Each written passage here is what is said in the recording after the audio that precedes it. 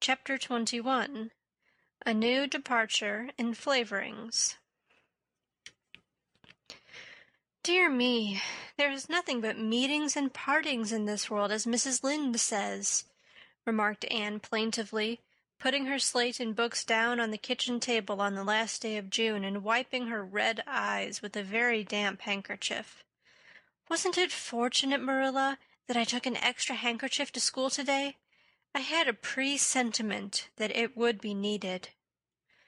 I never thought you were so fond of Mr. Phillips that you'd require 2 handkerchiefs to dry your tears just because he was going away, said Marilla. I don't think I was crying because I was really so very fond of him, reflected Anne. I just cried because all the others did.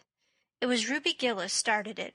Ruby Gillis had always declared she hated Mr. Phillips, but just as soon as he got up to make his farewell speech, she burst into tears.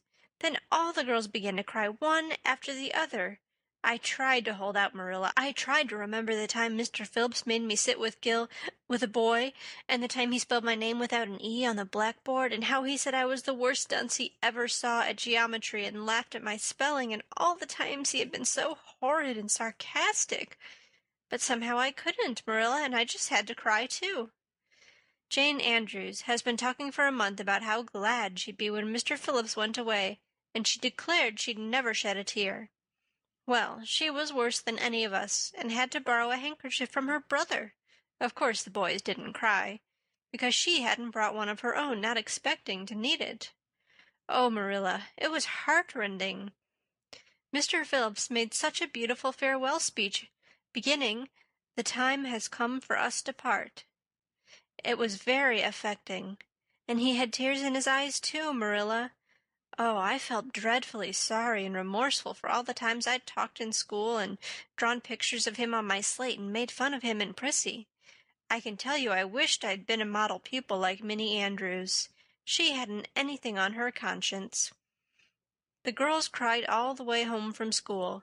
Carrie Sloane kept saying every few minutes, "The time has come for us to part," and that would start us off again whenever we were in any danger of cheering up. I do feel dreadfully sad, Marilla, but one can't feel quite in the depths of despair with 2 months' vacation before them, can they, Marilla? And besides, we met the new minister and his wife coming from the station. For all I was feeling so bad about Mr. Phillips going away, I couldn't help taking a little interest in a new minister, could I? His wife is very pretty. Not exactly regally lovely, of course. It wouldn't do, I suppose, for a minister to have a regally lovely wife, because it might set a bad example. Mrs. Lynde says the minister's wife over at Newbridge sets a very bad example because she dresses so fashionably. Our new minister's wife was dressed in blue muslin with lovely puffed sleeves and a hat trimmed with roses. Jane Andrews said she thought puffed sleeves were too worldly for a minister's wife, but I didn't make any such uncharitable remark, Marilla, because I know what it is to long for puffed sleeves. Besides, she's only been a minister's wife for a little while, so one should make allowances, shouldn't they? They are going to board with Mrs. Lynde until the manse is ready.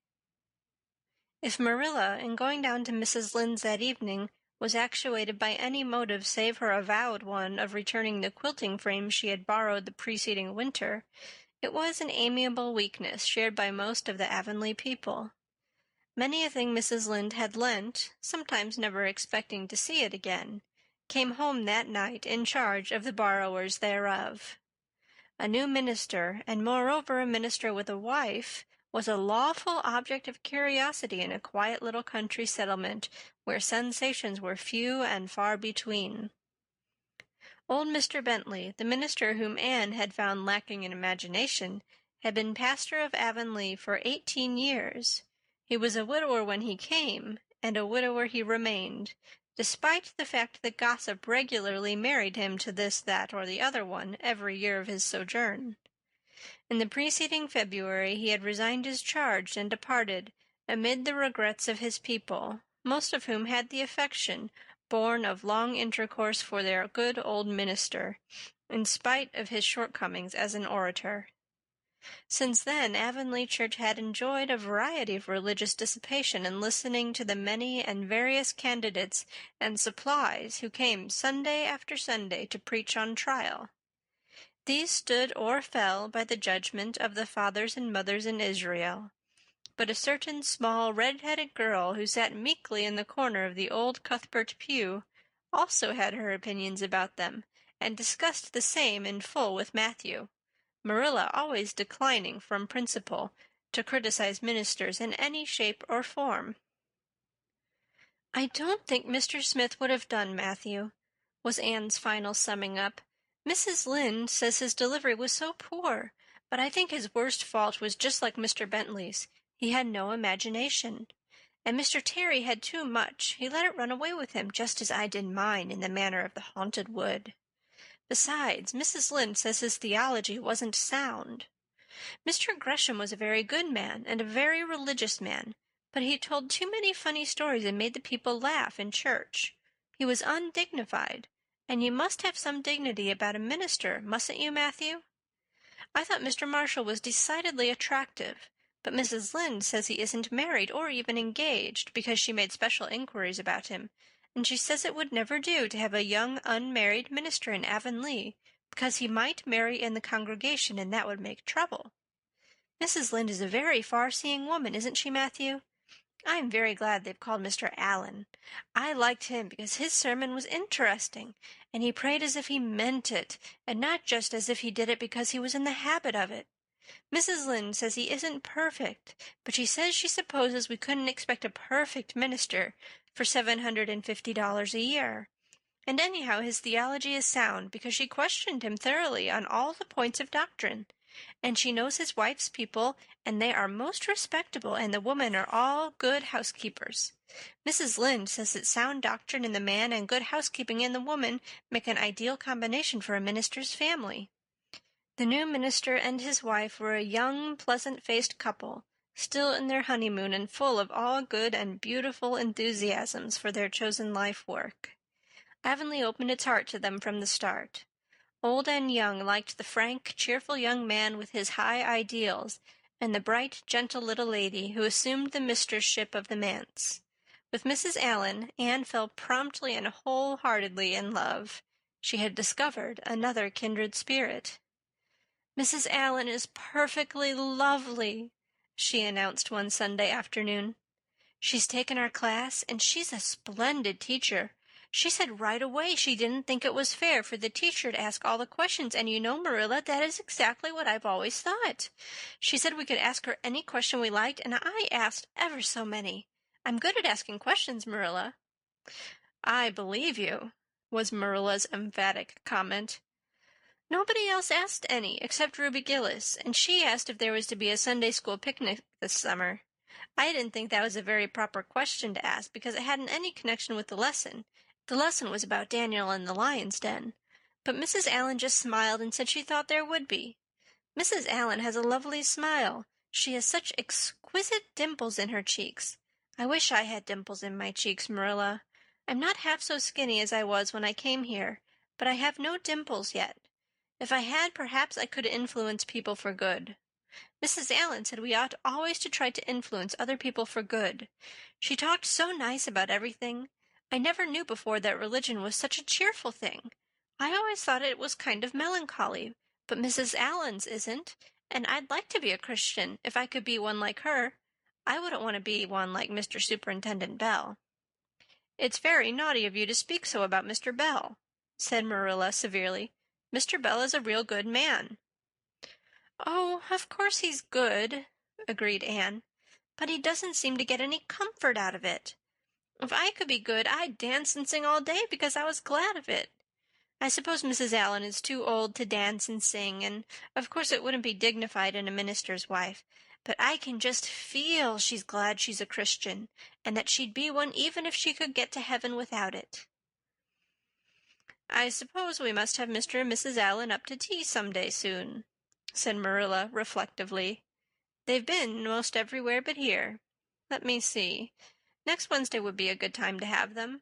But don't say a word to Matthew about it, for if he knew they were coming he'd find some excuse to be away that day.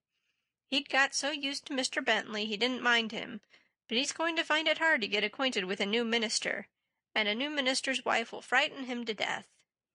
"I'll be as secret as the dead," assured Anne. "But oh, Marilla, will you let me make a cake for the occasion?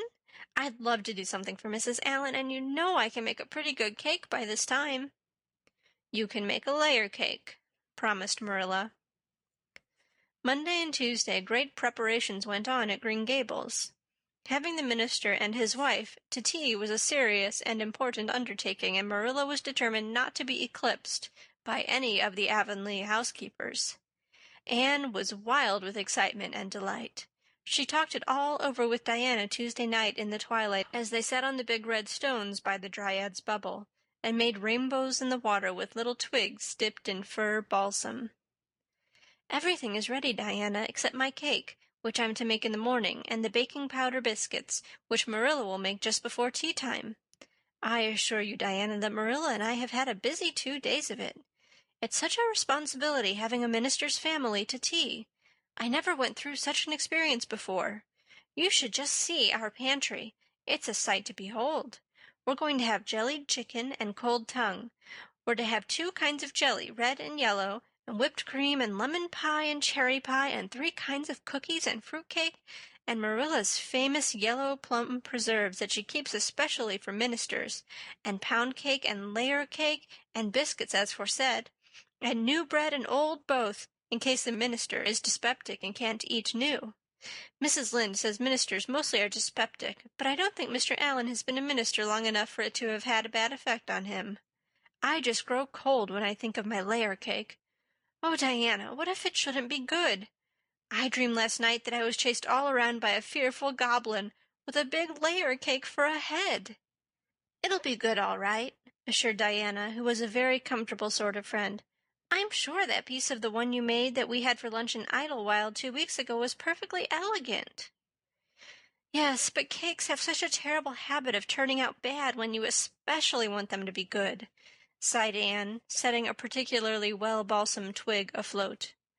"However, I suppose I shall just have to trust Providence and be careful to put in the flour. Oh, look, Diana, what a lovely rainbow! Do you suppose the Dryad will come out after we go away and take it for a scarf?" "You know there is no such thing as a Dryad," said Diana. Diana's mother had found out about the haunted wood and had been decidedly angry over it. As a result, Diana had abstained from any further imitative flights of imagination, and did not think it prudent to cultivate a spirit of belief, even in harmless dryads. "But it's so easy to imagine there is," said Anne. "Every night before I go to bed I look out my window and wonder if the Dryad is really sitting here, combing her locks with the spring for a mirror. Sometimes I look for her footprints in the dew in the morning. Oh, Diana, don't give up your faith in the Dryad." Wednesday morning came. Anne got up at sunrise because she was too excited to sleep. She had caught a severe cold in the head by reason of her dabbling in the spring on the preceding evening, but nothing short of absolute pneumonia could have quenched her interest in culinary matters that morning. After breakfast she proceeded to make her cake. When she finally shut the oven door upon it, she drew a long breath. "I'm sure I haven't forgotten anything this time, Marilla. But do you think it will rise? Just suppose perhaps the baking powder isn't good. I used it out of the new can, and Mrs. Lynde says you can never be sure of getting good baking powder nowadays when everything is so adulterated.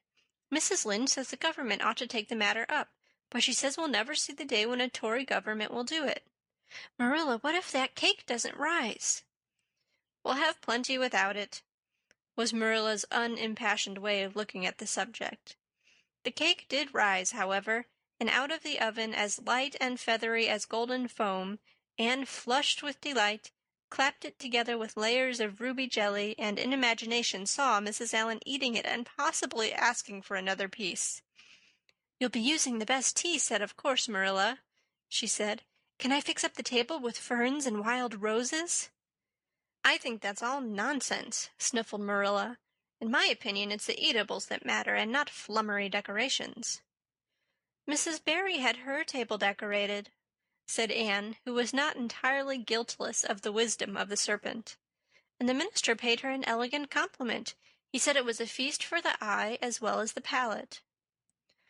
"Well, do as you like," said Marilla, who was quite determined not to be surpassed by Mrs. Barry, or anybody else. "Only mind you leave enough room for the dishes and the food." Anne laid herself out to decorate in a manner and after a fashion that should leave Mrs. Barry's nowhere. Having abundance of roses and ferns and a very artistic taste of her own, she made that tea-table such a thing of beauty that when the minister and his wife sat down to it, they exclaimed in chorus over its loveliness. "It's Anne's doings," said Marilla, grimly just, and Anne felt that Mrs. Allen's approving smile was almost too much happiness for this world. Matthew was there, having been inveigled into the party only goodness and Anne knew how. He had been in such a state of shyness and nervousness that Marilla had given him up in despair, but Anne took him in hand so successfully that he now sat at the table in his best clothes and white collar and talked to the minister not uninterestingly. He never said a word to Mrs. Allen, but that perhaps was not to be expected. All went merry as a marriage bell until Anne's layer cake was passed. Mrs. Allen, having already been helped to a bewildering variety, declined it, but Marilla, seeing the disappointment on Anne's face, said smilingly, "Oh, you must take a piece of this, Mrs. Allen. Anne made it on purpose for you." "In that case I must sample it," laughed Mrs. Allen, helping herself to a plump triangle, as did also the minister and Marilla. Mrs. Allen took a mouthful of hers, and a most peculiar expression crossed her face. Not a word did she say, however, but steadily ate away at it. Marilla saw the expression and hastened to taste the cake. "Aunt Shirley," she exclaimed, "what on earth did you put into that cake?" "Nothing but what the recipe said, Marilla," cried Anne with a look of anguish. "Oh, isn't it all right?" "All right? It's simply horrible. Mrs. Allen, don't try to eat it. Anne, taste it yourself. What flavoring did you use?" "Vanilla," said Anne, her face scarlet with mortification after tasting the cake. "Only vanilla? Oh, Marilla, it must have been the baking powder. I had my suspicions of that baking powder fiddlesticks. Go and bring me the bottle of vanilla you used." Anne fled to the pantry and returned with a small bottle partially filled with a brown liquid and labeled yellowly, "Best Vanilla." Marilla took it, uncorked it, smelled it. "Mercy on us, Anne, you flavored that cake with anodyne liniment. I broke the liniment bottle last week and poured what was left into an old empty vanilla bottle. I suppose it's partially my fault. I should have warned you, but for pity's sake, why couldn't you have smelled it?" Anne dissolved into tears under this double disgrace. "I couldn't. I had such a cold." And with this she fairly fled to the gable chamber, where she cast herself on the bed and wept as one who refuses to be comforted. Presently a light step sounded on the stairs, and somebody entered the room. "Oh, Marilla," sobbed Anne without looking up, "I'm disgraced forever. I shall never be able to live this down. It will get out. Things always do get out in Avonlea. Diana will ask me how my cake turned out, and I shall have to tell her the truth. I shall always be pointed at as the girl who flavored a cake with anodyne liniment. Gil, the boys in school will never get over laughing at it. Oh, Marilla, if you have a spark of Christian pity, don't tell me that I must go down and wash the dishes after this. I'll wash them when the minister and his wife are gone, but I cannot ever look Mrs. Allen in the face again. Perhaps she'll think I tried to poison her. Mrs. Lynde says she knows an orphan girl who tried to poison her benefactor. But the liniment isn't poisonous. It's meant to be taken internally, although not in cakes. Won't you tell Mrs. Allen so, Marilla?" "Suppose you jump up and tell her so yourself," said a merry voice. Anne flew up to find Mrs. Allen standing by her bed, surveying her with laughing eyes.